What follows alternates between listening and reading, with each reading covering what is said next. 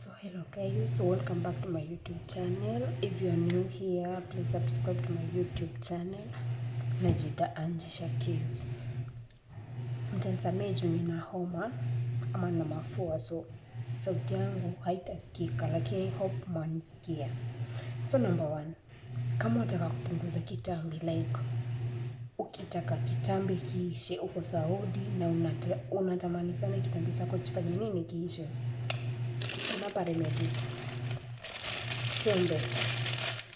Kuna tende na kuna hii sijui inaitwa aje.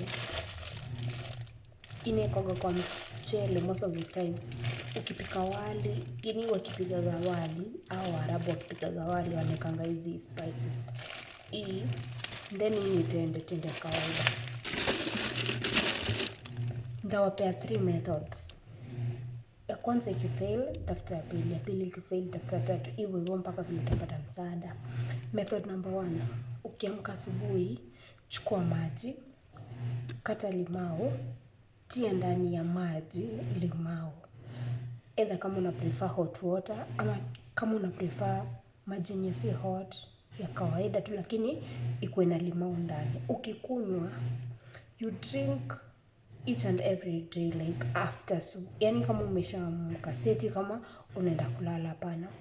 Ukiamka, chukua glass moja ama 2 as you prefer, before uanze kazi au before ukule, take that water.